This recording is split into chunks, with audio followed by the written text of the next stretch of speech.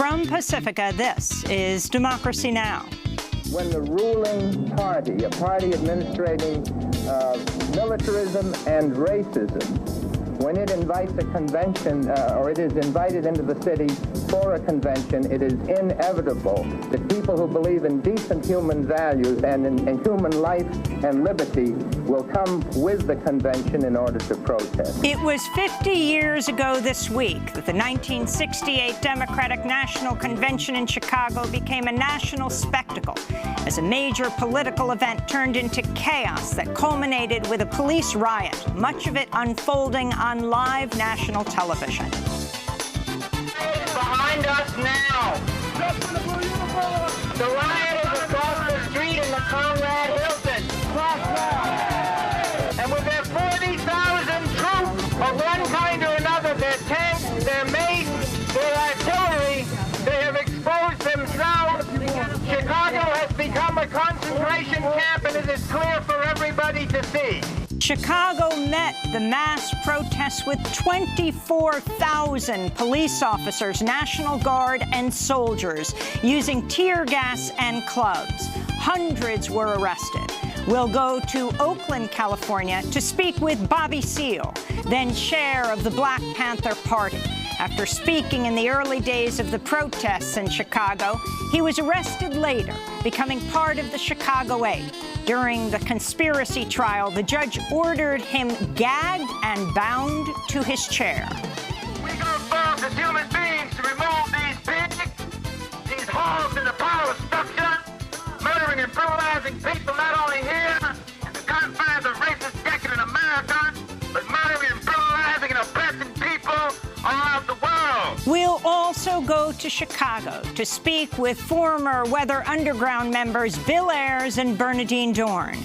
Bill was arrested in the midst of the DNC protests. All that and more coming up. Welcome to Democracy Now!, democracynow.org, the War and Peace Report. I'm Amy Goodman. A team of United Nations human rights experts have accused the U.S.-backed Saudi-led coalition of committing possible war crimes in Yemen, including the bombing and shelling of schools, hospitals, and markets. The report comes just days after the U.S.-backed coalition bombed a camp for civilians displaced by war, killing 21 people, killing 31 people, including 22 children. Charles Garraway, one of the authors of the UN report, spoke earlier today. Individuals in the government of Yemen and the coalition, including Saudi Arabia and the United Arab Emirates, may have conducted attacks in violation of the principles of distinction, proportionality, and/or precautions, which may amount to war crimes, and also acts that may amount to war crimes, including cruel treatment and torture, outrages upon personal dignity, rape, and conscripting or enlisting children under the age of 15. The UN report also accused the Houthi rebels of committing possible war crimes, including arbitrary detention, torture, ill treatment, and the recruitment of child soldiers. The UN report on Yemen comes as the Pentagon and State Department are threatening to reduce military and intelligence support to Saudi Arabia following an airstrike earlier this month on a Yemeni school bus that killed 51 people, including 40 school children. It's not clear if President Trump supports a cutoff of military aid to Saudi Arabia. North Korean officials are warning that denuclearization talks may fall apart due to reluctance from the United States to support an official end to the Korean War. CNN is reporting North Korea sent Secretary of State Mike Pompeo a letter stating the U.S. is still not ready to meet North Korean expectations in terms of taking a step forward to sign a peace treaty. Pompeo had been scheduled to travel to North Korea this past weekend, but Trump called off the trip after receiving the letter. In a major victory for voting rights, a federal court has once again struck down North Carolina's gerrymandered congressional district voting map, saying it was unfairly drawn to help Republican candidates. In 2016, Republicans won 77% of the state's House districts, despite receiving just 53% of the statewide vote. A redrawn map could put more seats into play for Democrats in November, but the case may first go back to the Supreme Court. In education news, the top federal consumer watchdog for student loans has resigned and accused the Trump administration of siding with predatory lenders over the nation's student loan borrowers. Seth Frotman worked as student loan ombudsman under Mick Mulvaney, the acting head of the Consumer Financial Protection Bureau. In his resignation letter to Mulvaney, Frotman wrote, quote, "Unfortunately, under your leadership, the Bureau has abandoned the very consumers it's tasked by Congress with protecting. Instead, you've used the Bureau to serve the wishes of the most powerful financial companies in America," unquote. Frotman's resignation comes as outstanding student loan debt has topped $1.5 trillion.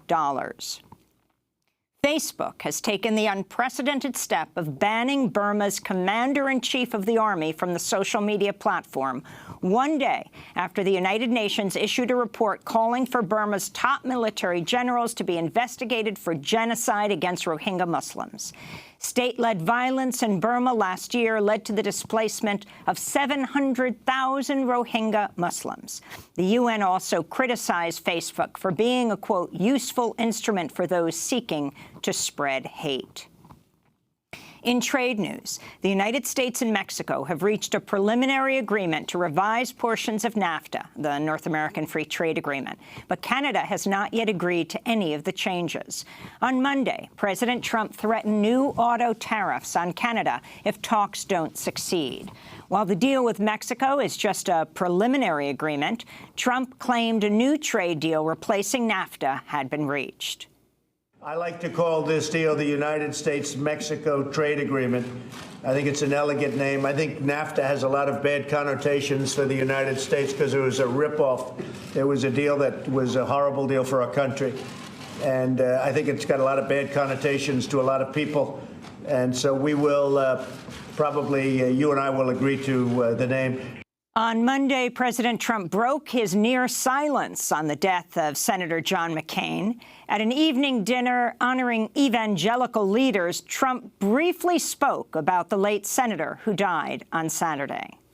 Also, our hearts and prayers are going to the family of Senator John McCain. Going to be a lot of activity over the next number of days, and we very much appreciate everything that Senator McCain has done for our country. So thank you very much.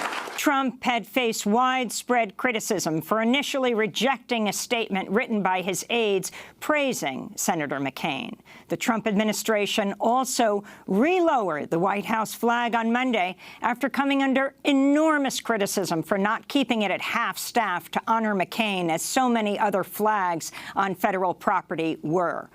Trump had faced tremendous pressure from within his own party over his handling of McCain's death.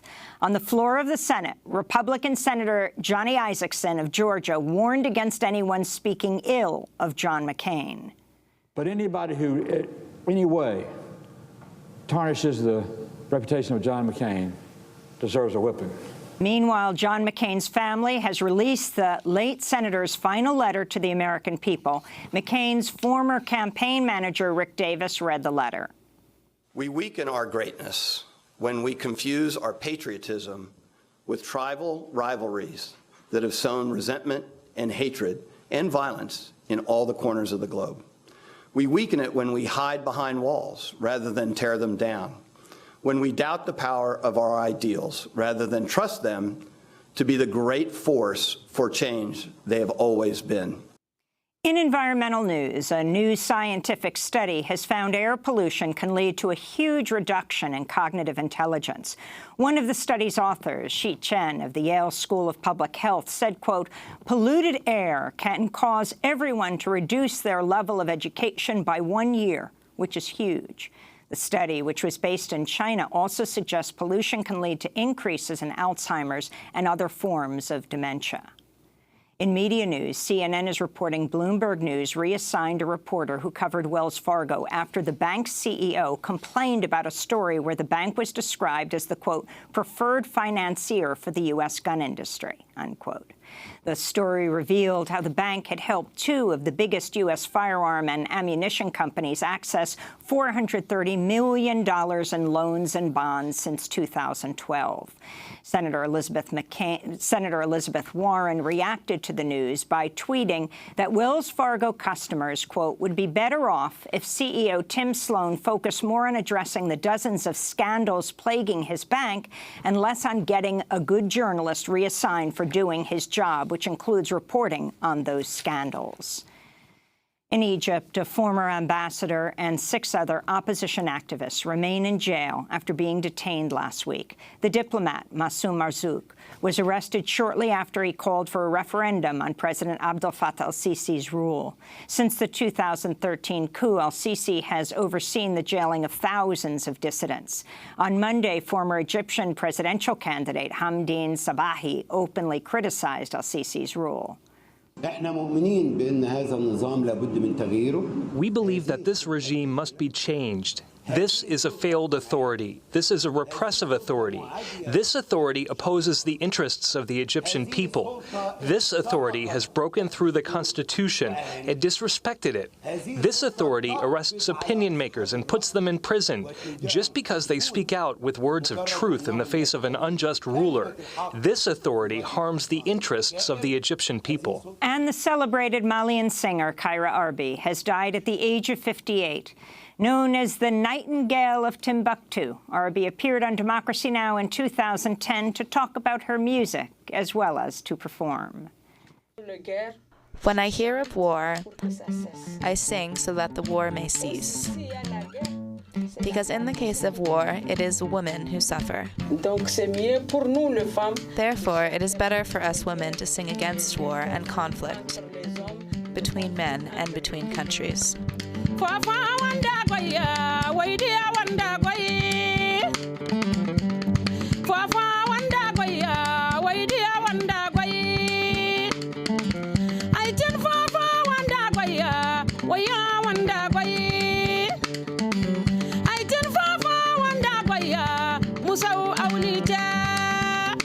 Kyra Arbi died in Bamako, Mali, on August 13th. She was 58 years old. To see our interview and her performance in the studios of Democracy Now!, go to democracynow.org.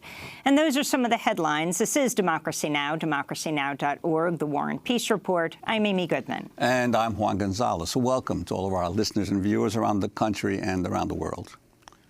It was 50 years ago this week that the 1968 Democratic National Convention in Chicago became a national spectacle as a major political event veered into chaos that culminated with a police riot, much of it unfolding on live national television.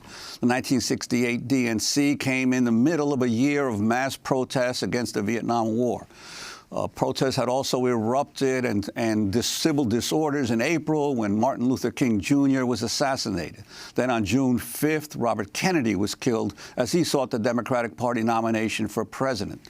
Democrats had to select a nominee after President Lyndon Johnson announced he would not seek another term and amid fallout over Vietnam.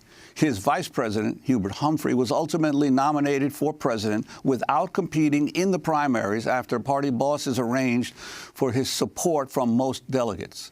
As protests raged outside the convention, inside, Aretha Franklin, whose funeral will be held Friday in Detroit, was invited to sing the Star-Spangled Banner.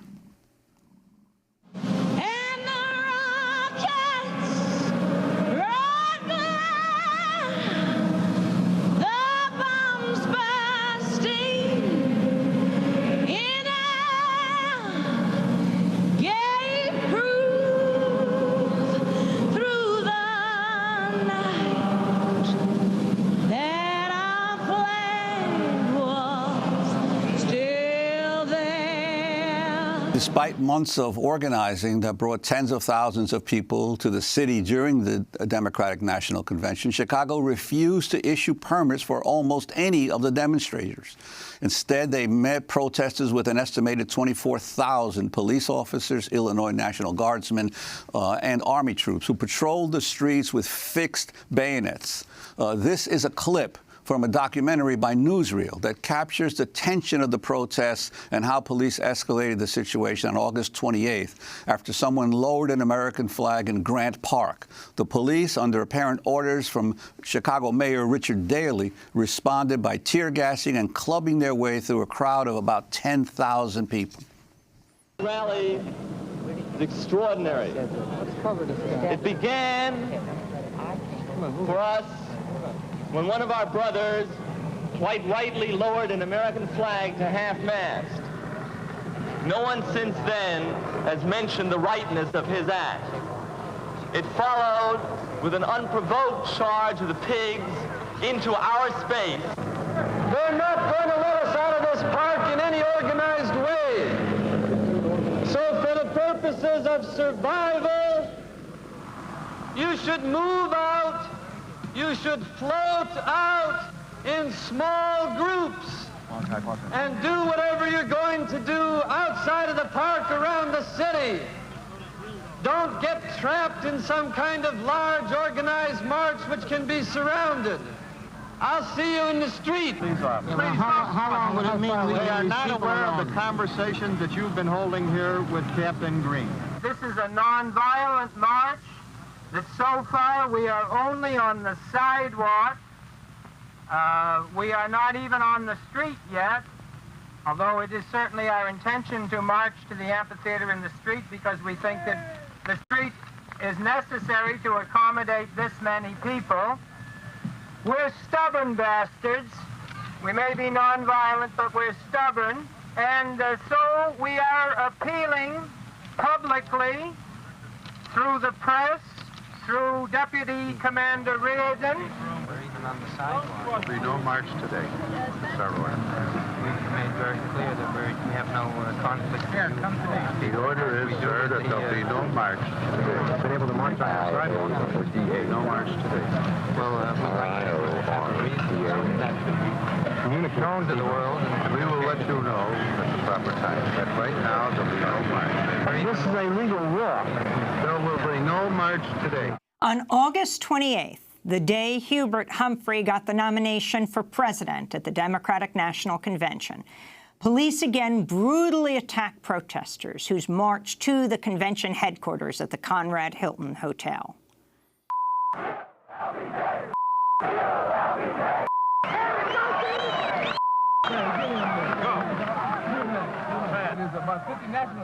I take one look at the troops in Vietnam, I know what American foreign policy is about. America now, that's America, the Democratic Party. Most of us here didn't come to support McCarthy. The troops are out! Hey, troops are out. Cool it! Keep talking! Keep talking! After 4 days and nights, ending August 29, 1968, more than 650 people were arrested, more than 1,100 injured. Despite the police attacks, thousands headed back to their communities as re-energized and radicalized activists. What we are battling for is not simply for an end to the war in Vietnam or to move these racist dogs out of the black community.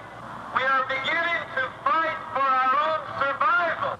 We came here, we fought, we did not run from the tear gas, we did not run from the bayonets, we stayed in the streets, and we did survive, and if we can survive here, we can survive in any local community in this country.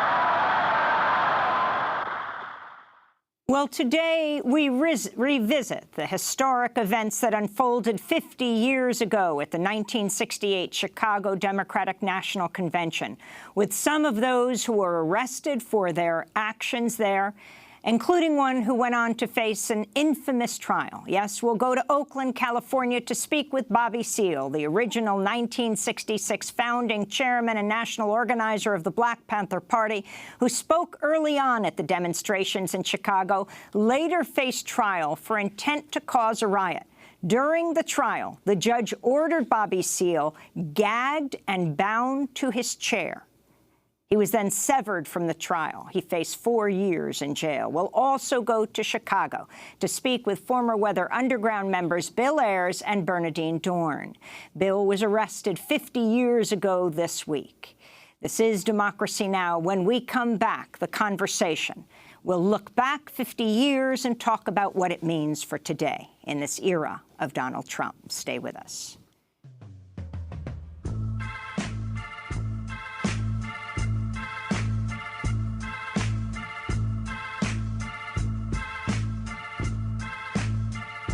So your brother's bound and gagged, and they've chained him to a chair. Won't you please come to Chicago just to sing? In a land that's known as freedom, how can such a thing be fair? Won't you please come to Chicago for the help that we can bring? We can change the world. We are raised the world is dying to get better.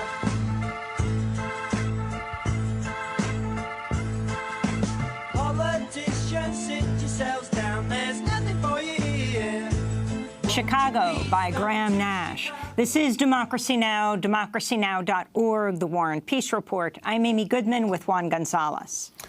Today, we're spending the hour looking back 50 years to the 1968 Democratic National Convention in Chicago, which turned into a national spectacle as a major political event veered into chaos that culminated with the police riot, much of it unfolding on live national television. Joining us in Chicago was Bill Ayers, who was arrested by Chicago police the night of August 27th. He was a member of the militant anti-war group, the SDS, and later of the Weather Underground. He's now a retired education professor and author of many books, including Teaching Toward Freedom, Moral Commitment and Ethical Action in the Classroom, and Fugitive Days, a memoir. His latest book is titled Demand the Impossible, a Radical Manifesto. Also with us in Chicago is Bernadine Dorn, a fellow former member of SDS and of the Weather Underground, and a longtime activist for peace, racial justice, and children's rights, and a former law professor at Northwestern Law School. And in Chicago, we're joined by Bobby Seale in Oakland, California, the original 1966 founding chairman and national organizer of the Black Panther Party. He came to Chicago to address the demonstrations, became one of the Chicago 8. The other defendants, Dave Dellinger, Rennie Davis, Tom Hayden, Abby Hoffman, Jerry Rubin, Lee Weiner, and John Froines. They were charged with conspiracy to cross state lines with intent to cause a riot during the protests. Judge Julius Hoffman ordered Seale be gagged, bound to his chair during the trial after he said Seale disrupted the trial, later ordered him to be tried separately. Seale was sentenced to 48 months in prison for 16 acts of contempt of court, but all the charges were later dismissed. Charges were also dismissed in what became the Chicago 7 case. We welcome you all to Democracy Now! We're going to begin with Bill Ayers, who was arrested 50 years ago last night. Bill, can you describe what was happening during these 4 days and what led to your arrest, not to mention the arrests of well over 600 others? Well, we came to Chicago to oppose a genocidal war, to oppose imperialism.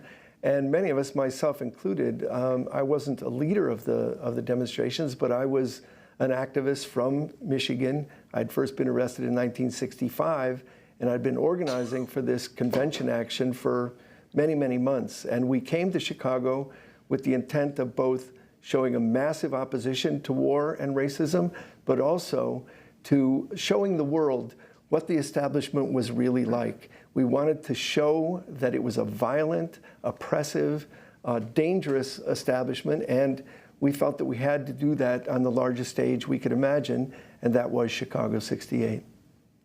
And Bill, I wanted to ask you, because I was actually a member of Columbia SDS at the time. I was recruited directly by Tom Hayden, because I was skeptical about the protests in Chicago. But Tom convinced me that it would be a turning point in terms of the anti-war movement. And could you talk about the situation that Mayor Daley set up in the city, the almost fascist nature of how the mayor dealt with the protests?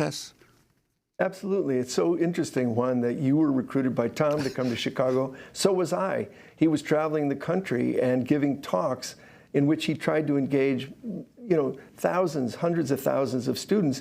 But he also met separately with many of us and said, look, we have a responsibility to end the madness, to bring the monster down. And you could interpret that many ways. But what Mayor Daley did, and you have to remember the context is, a year before was the riots all over Chicago and uprisings all over the country. And Mayor Daley had famously said, we're going to shoot to kill all arsonists and shoot to maim anyone who's looting. That kind of violence was in the air. And what Daley did to suppress the numbers was he went on a national public relations campaign to say, don't come to Chicago, you'll be slaughtered. And we came anyway. Probably the numbers were suppressed by his campaign, but we came anyway, and it wasn't an exaggeration. The police had a sustained, planned riot attacking us and really hoping to put an end to the anti-war resistance. We're going to go to Dave Dellinger first. A clip of another Chicago 7 member, Dave Dellinger, who is speaking during a DNC demonstration. When the ruling party, a party administrating militarism and racism, when it invites a convention, or it is invited into the city for a convention, it is inevitable that people who believe in decent human values and in human life and liberty will come with the convention in order to protest. So that was Dave Dellinger, who later became one of the Chicago 7. I now want to turn to a clip featuring Tom Hayden, another member of the Chicago 7 and 8, produced by The Nation, and features Hayden both speaking during the '68 DNC protests, also decades later. There is no such thing as a violent demonstration. I would object to a violent police attack on demonstrators. There was no evidence that we would be all right in 10 years. I've never been told that taunting is illegal. This is what we're accused of by many people in the government, is precisely this business of taunting, like somehow we'd get a fair trial if we dressed up. That we just thought that this alternative culture of social movements met our demands for seriousness, for challenge, something worth giving your life to.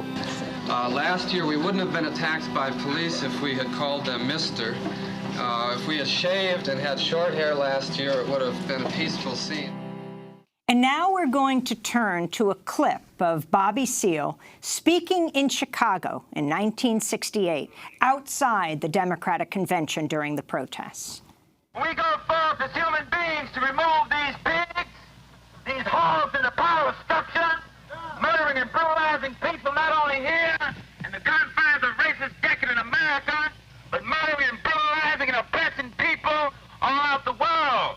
And when we go forth to deal with them, that they're going to always send out their racist, scary, rotten pigs to occupy the people, to occupy the community, such as the way they have this park here occupied. Now, in just a second, there's a lesson that Minister of Defense Huey P. Newton teaches, that whenever the people disagree with the political decisions that's been made upon their heads, that whenever the people disagree with those political decisions, the racist power structure sends in guns and force to see that the people accept those political decisions. But we are here as revolutionaries to let them know that we refuse to accept those political decisions that maintains the oppression of our black people and other people in the world. That was Bobby Seale, the founding chairman of the Black Panther Party, speaking at one of the demonstrations in the early days of the Chicago Democratic National Convention protest. And I want to welcome Bobby Seale to the program. And Bobby, one of the parts of the history of the Chicago demonstrations that's left out is that it wasn't just young white people. Obviously, the Black Panther Party was involved. The Young Lords of Chicago were involved as well in the protest. Could you talk about how the various groups managed to come together outside the Democratic National Convention that year? We were all about coalition politics anyway. This is one of the factors that I injected into my organization relative to Dr. Martin Luther King, Dr. Reverend Ralph Abernathy calling me before Dr. King was killed to help join with him and them to do the Poor People's March for greater economic rights. Coalition politics was the main character of where we were coming from. So the Young Lords, et cetera, and others, I mean, the real Rainbow Coalition started with the Black Panther Party and the Young Lords and the Young Patriots. Young Patriots were young white students out of the Appalachian Mountains and the mining companies, et cetera. And we were all coalesced, all the ethnic groups, et cetera, and that's where we were coming from. But when I spoke at Lincoln Park, one of the things I stated there, because I had seen on television before I arrived there that it was a police riot. And I was telling them that power of the people is the ability to define phenomena, then in turn make it act in a desired manner. So the phenomena of the racist police coming upon you, peaceful protesters, unarmed, et cetera, and beating on you, you're going to have to try to struggle and move around and try to see if you can grab that billy club out of one of them's hand and beat them back, therefore making them act in a desired manner. My point was that itself, when I made that statement, they had pulled me back to the Chicago trial a year later, and the DA tried to say, you meant kill the police, right, Bobby? I says, no, I meant defend ourselves, you know. But my point is the whole mess of even charging us, me and others, with interstate transportation, you know, it was based on the Rapp-Brown law, you know what I mean, that had been pigeonholed. But after Dr. King was killed, so many riots happened, the Congress pulled it out and made it a law. You can't use interstate transportation or use interstate highways to cross state lines with the intent to incite a riot. I spoke at Lincoln Park. Next day, I spoke at Grant Park across the street from the Conrad Hilton Hotel. Half the people of the 400 or 500 people that met, half those people were all in suits like they were delegates, you know, to the convention. Nobody rioted, you know what I mean? And then, of course, I left and went back to Oakland, California, organizing chapters and branches around the country of my organization. I want to read from a December 1968 copy of Life magazine on the police violence during Chicago in the protests against the DNC.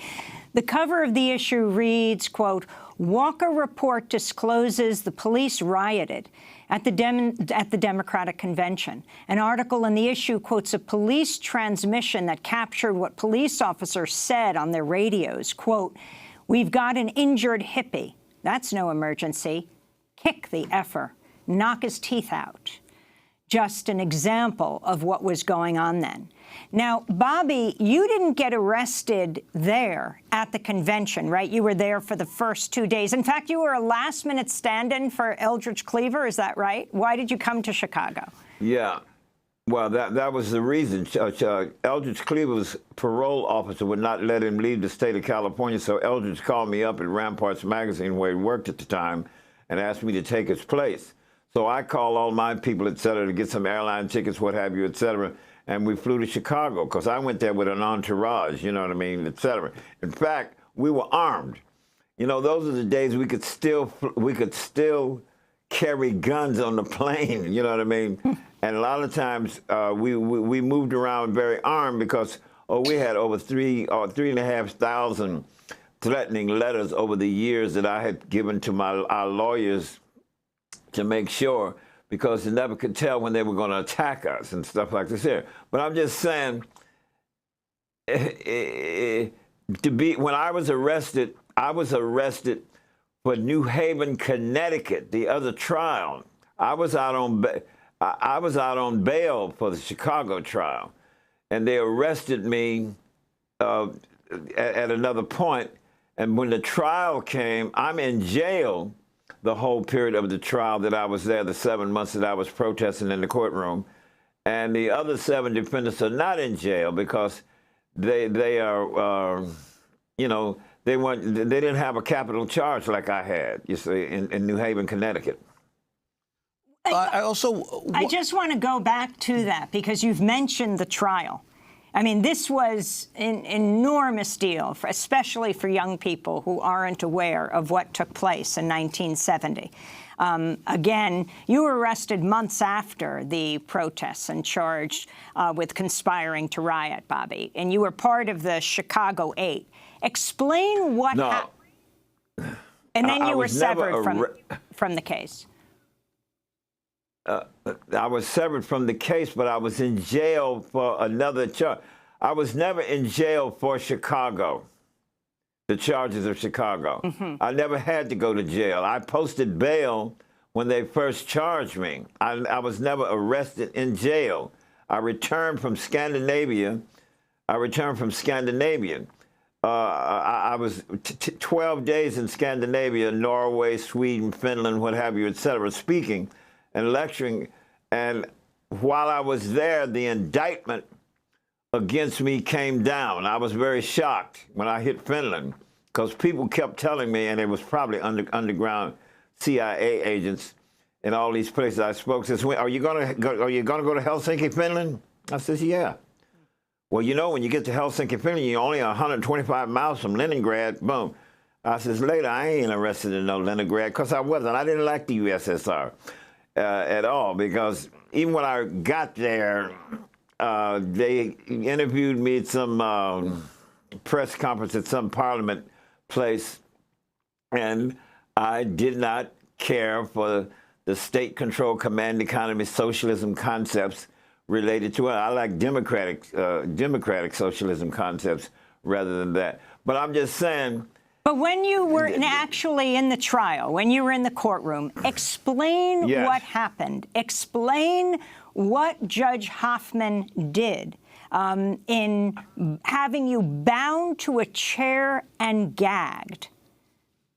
Well, he tried to be bound after 6 weeks of protesting in the courtroom. What I was protesting is that I had put a motion in before the trial started in jail. In other words, I got the right to call my lawyer, Charles Gary, who was in the hospital. The judge was trying to push consular on me. But when I got my lawyers to dictate to me over the phone, I wrote out the motion with carbon copies, and then when they brought me into court before the trial actually started, I asked to step to the lectern to read a motion, and I did, to the right to defend myself, et cetera, and so on, et cetera. And the judge denied it. And then we get in an argument. The Sixth Amendment of the Constitution of the United States of America say I have a legal right to my choice of my lawyer, and you cannot push consular on me. So that became part of my strategy against the very trial, while at the same time, remember, I'm charged with conspiracy to commit murder, which is a trumped-up FBI operation in Connecticut that I have to later face after I finish the Chicago trial. That's the reason I'm in jail. I'm not in jail because of Chicago. I'm just saying, so I argued in the courtroom every time. Every time my name was mentioned, I would jump up and interrupt the whole thing. I object. My lawyer's not here. He's mentioning my name. Sit down, Mr. Seal, the judge would say. And I would say no. And I would argue, and then I remember the judge one time says, did you talk to the court recorder and asked her, did she get that? I says, yes. I said, did you get mine too, ma'am? She says, yes. I says, thank you very much. And then turned right back around and told Judge, you're a racist, a fascist, and a bigot, you know. So that was the argument with me.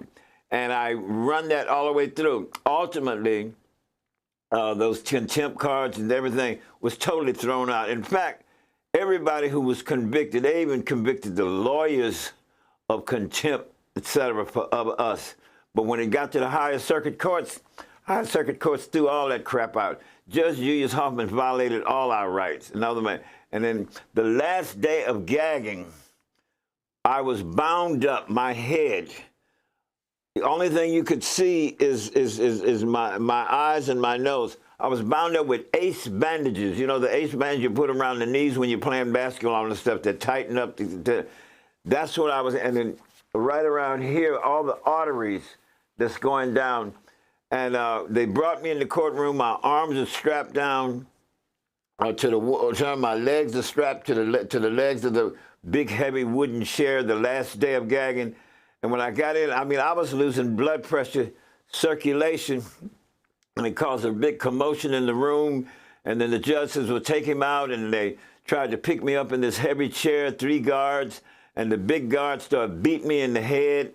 Jerry Rubin jumped up out of his chair. Abby jumped up out of their chair trying to help me. Guards slammed them back in their chair. I'm trying to turn my hand over, my right hand over, to get my fingers up to the top of the gag, and then the other guard would turn my hand down and then hit me and knock me back, you know, and stuff like this. They really brutalized me. Then they lost balance with this chair. 2 guards in the back and the big guard in front. And then they start stumbling, and then against the wall were 2 rows of artists in metal folding chairs, and the chair fell into all of those chairs, and I'm on my back, and then I get up and I get the guard down, and then I shouted out because this big guard had fell on me, and his elbow hit me right in the testicles. And I shouted out, "You hit me in my balls, MF." You know, it's shocked right in the courtroom. Now there's 100 people in this courtroom. One side is all the straight people. The other side is all us yippies, hippies, our rainbow coalition of everything, Black Panthers, whoever, etc. And that was it. And they're taking me out into the lockup just outside the courtroom. And I'm telling these guards, I'm going to take all you to court. You violated the 8th Amendment of the Constitution, subjecting me to cruel and unusual punishment, beating me, take you and Judge Julius Hoffman, etc. to the court. Do you know what happened? That court recorder first had typed Bobby Seale saying, "You hit me in my testicles," shout out. Judge Julius Hoffman had that court recorder change that, and she says, put it in the form of Jerry Rubin saying, "Don't hit me in my testicles," you know, etc. And that's really it. Well, Bobby, we're going to break, but we're going to come back to this discussion. Bobby Seale describing what happened to him in the Chicago 8 conspiracy trial. He was severed from that trial when he was bound and gagged on the orders of the judge in the Chicago 8 trial. He was the only African-American defendant, and it wasn't lost on people as he was tied to that chair. Ultimately, all the charges were dropped against everyone. When we come back, we continue with the former co-founder of the Black Panther Party, Bobby Seale, speaking to us from Oakland, and Bill Ayers, as well as Bernadine Dorn. Both were members of SDS, Students for a Democratic Society, and would later go underground as the Weather Underground. This is Democracy Now! Back with all in a minute.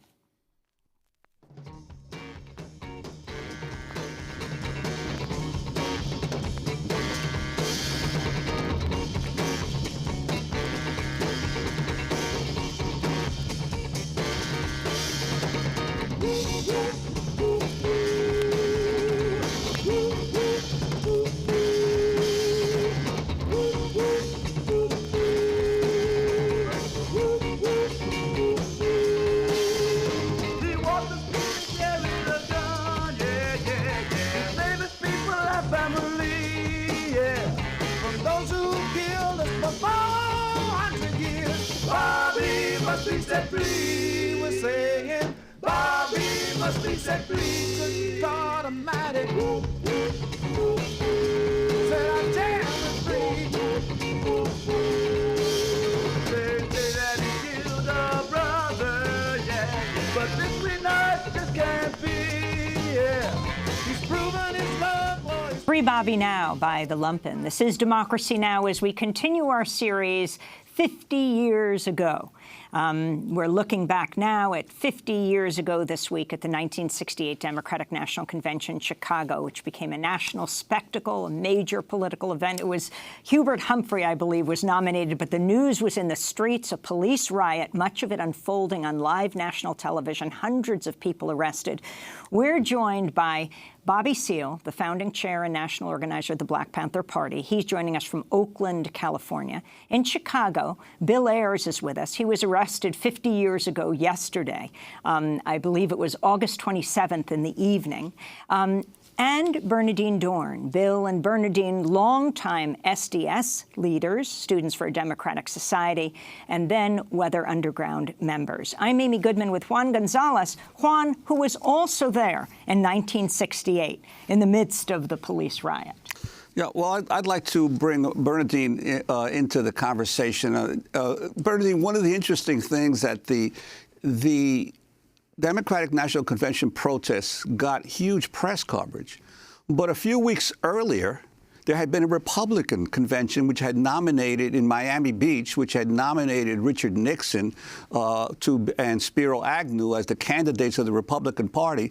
And there were also protests in Liberty City in Miami by the black community where 3 people were killed and hundreds were arrested, and yet that protest at the Republican National Convention got nowhere near the kind of coverage that occurred in the Democratic National Convention. Another example of this racial bias in the media that has continued to this day. So I'm wondering if you could talk about that disparity, and you've dealt with that throughout your life in terms of the criminal justice system, but also why you went to Chicago. Well, I had just been elected one of the national officers of SDS just a month before. So I was organizing with other people for the Chicago demonstrations. And I think that it was important to recognize that at that moment in history, because of 1968, because of the assassination of Dr. King, because of the riots in 30 cities that followed that, the relationship between the war, permanent war or aggressive war by the United States, permanent war in Vietnam at that time, and the Black Freedom Movement was integral. They were related to each other. The Black Panther Party had this 10-point program. I urge everybody to take a look at this brilliant 10-point program, which includes a plank against war and certainly against U.S. aggression in the world. And that became a central part of SDS organizing at the time. I think our relationship to saying that the failure of either party to take a position on war, something we still see today, right? Both parties support permanent U.S. aggression around the world, especially in the third world. This is an extraordinary thing. So it's what we have in common with Black Lives Matter, with Undocumented and Unafraid, with the activists and organizers of today. Well, during the 1968 protests in Chicago, there were also other groups there. The Yippies, Abby Hoffman and Jerry Rubin, nominated a pig named Pegasus the Immortal to compete with candidates Hubert Humphrey and Richard Nixon. They hope to inaugurate Pegasus instead. His platform was to be a pile of garbage, just like the platform of all the other parties, according to Hoffman and Davis. They demanded that Pegasus be taken to the White House for a foreign policy briefing and given a Secret Service detail. Pegasus was later arrested, along with many others who were charged with disorderly conduct and disturbing the peace. and bringing a pig to Chicago. Defense attorney William Kunstler later accused the Democratic Party of the same charges. And I think there are actually scenes of the police trying to haul the pig into a paddy wagon. Exactly. Could you talk about this other part of the protests, the anarchists and the other groups as well that joined with SDS outside the convention headquarters? It was a terrific moment of unity, so that all sectors, including people that we thought at the time were not political, but were really sick of permanent war. We're sick of watching U.S. troops come home. We're sick of the body counts and torture that was going on in Vietnam.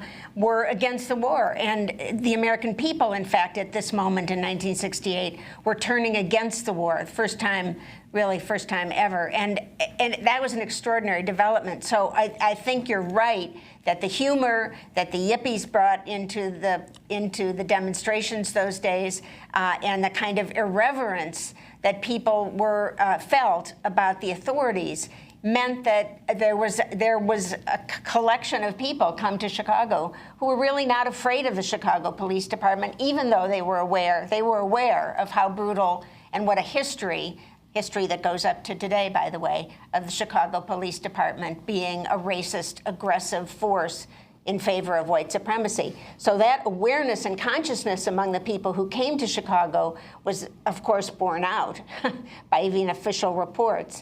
And let's not ignore that J. Edgar Hoover and the FBI were in the middle of all this and were developing their own COINTELPRO program and their own program to assassinate black leaders and to attack, really, the Black Panther Party and the forces of radical black politics, which were spreading like wildfire. Inside the convention, security personnel also roughed up reporters. This is a clip of then CBS News reporter Dan Rather on the DNC floor as he was punched in the stomach, describing what happened to CBS News anchor Walter Cronkite on live national television. Dan Rather. What's your name, sir? And what is your name, sir? Take your hands off of me. Dan Rather. Unless you intend to arrest me, don't push me, please. Sir, I know you won't, but don't push me. Take your hands off of me unless you plan to arrest me. Wait a minute. Wait a minute. Well, Walter, as you can see, I don't know what's going on, but these are security people apparently around Dan, and obviously getting roughed up. We tried to talk to the man, and we got bodily pushed out of the way. This is the kind of thing that's been going on outside the hall. This is the first time we've had it happen inside the hall. I'm sorry to be out of breath, but somebody belted me in the stomach doing that. What happened is a Georgia delegate, at least he had a Georgia delegate sign on, was being hauled out of the hall. We tried to talk to him to see why, who he was, and what the situation was. And at that instant, the security people, well, as you can see, put me on the deck. I didn't do very well. I think we've got a bunch of thugs here. I think we've got a bunch of thugs here, Dan. That's iconic CBS News host Walter Cronkite responding to the police treatment of reporter Dan Rather inside the DNC convention hall in 1968. Bill Ayers, your comment on what was happening inside and then, of course, outside. And you were from Chicago. Your father was a major figure there. Wasn't he head of Chicago Edison? Yes, he was the chairman of Commonwealth Edison in Chicago, and I came from that background. But I was there as part of, the grassroots of protesters. But what you see in that clip is exactly what we had hoped would happen, which is the true nature of the political establishment showed itself. The true nature of Chicago power showed itself. And so it wasn't just outside, it had migrated inside, and the kind of violence against any dissidents was palpable. And Dan Rather got one blow, but many of us got many others. But that was the nature of what was going on. That's what we wanted to show the world, and indeed we did.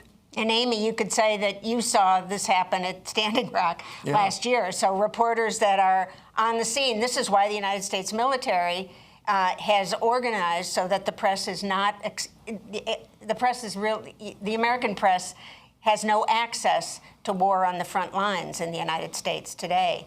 And I think that that's really an important reason why we don't have the kind of anti-war movement that we need here. I know there's anti-war sentiment in the United States and some strong organizations working at this, but I think that visibility of power unleashed against other people who you can see and identify with was a critical part of what happened in Vietnam. And I'd like to bring Bobby Seale back into the discussion here. Bobby, one of the, clearly what happened in the aftermath of the Democratic National Convention is that Richard Nixon, the nominee of the Republican Party, was able to ride to victory, a narrow victory over Hubert Humphrey, because Humphrey was had so alienated even segments of the Democratic Party and progressives in the United States, and Nixon then, on a law and order platform, becomes president. The impact of Nixon's election on not just the black community, but progressives throughout the country. I'm wondering if you could talk about that, especially in light of our current political situation. Yeah, what you have to understand is that 1968 as a whole, before Dr. King was killed, I had forged a coalition with SCLC, Southern Christian Leadership Conference, Dr. Martin Luther King's organization. What happens is that he was killed. Now, I only had 400 members in the Black Panther Party up and down the West Coast. I had no chapters or no branches across country, right up to the point of Dr. King being murdered. Dr. King was murdered outside of the riots. I stopped riots, really, in my community and stuff. I did not want people getting killed. But my point is here. My young black folks rushed into my organization. So from April 4th, when Dr. King was killed, to the day that Nixon was elected that year, my organization swelled from 400 members up and down the West Coast to 5,000 members in 49 chapters, branches, and neighborhoods across the United States of America. This is really what happened. Dr. King being killed, they were so upset. And I was telling people, rioting is not going to get it. What you have to do is get organized. And me, I was always about political electoral politics. I wanted to build political machines in the African-American community. But what we did is we not only did that, we started coalescing with all kinds of organizations across country. And this is what upset the power structure. At the point Nixon was elected, literally elected, a week later, he had a meeting with J. Edgar Hoover.